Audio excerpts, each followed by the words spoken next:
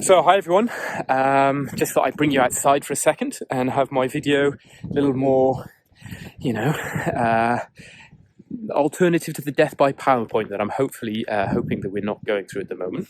So as the eagle eye of you in the audience may notice, this isn't in fact sunny Kigali. This is rural Wales in the middle of February. So a lot of you might be asking, well, what are you doing outside in the UK in February? And what motivates you to be out there right now?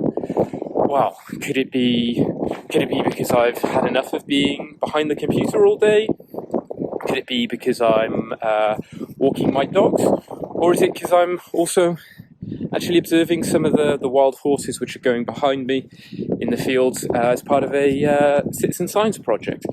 All of these could be valid reasons for actually being outside, but you don't know unless you ask me, okay, what motivates me to be out here? Or it could just be that I really enjoy getting soaking wet.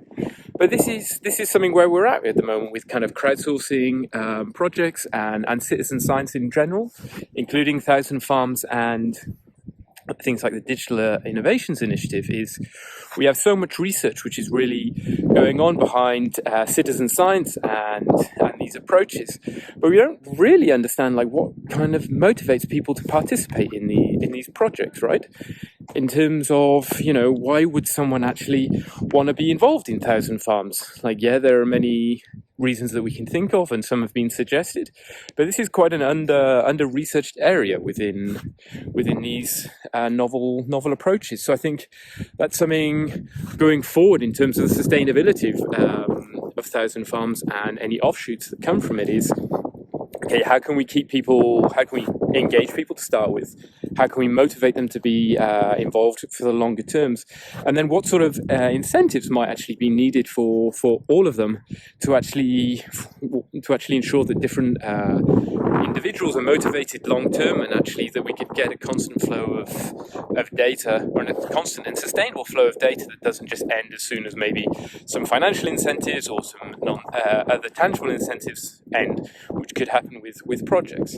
And with these questions, you also need to be asking them, because in a lot of cases with crowdsourcing and other approaches, one of the first questions is, okay, so how do we keep people on board? And especially with very tight budgets at the moment, we don't really know whether any incentives are going to be available longer term. So that's a very long introduction for me to say, okay, this is what Activity A is going to be doing over the next few months, is actually looking at kind of motivational studies and understanding why people participate in projects like 1,000 Farms. And then also understanding, okay, whether different personas or groups of individuals can be identified from this to actually then begin to work on, different incentives or different mechanisms for not only engaging but onboarding and keeping people in charge. So where does that actually mean in terms of kind of application and what we're going to be doing for the next few months? So from pretty much March onward, we're actually going to be developing a study in Rwanda, where we're going to be going into different marketplaces, into just walking around the streets of Kigali and other parts of the country, and actually just really speaking with people and have a really a baseline phase of benchmarking and understanding, okay, why do people participate in activities? Why do people participate in voluntary schemes? Why do people who go to church, why do they stay longer to maybe support the church, or actually give money to fix a roof or support their friends and family during harvest time? Why do people in cities help with their schools sports days? All these sort of questions.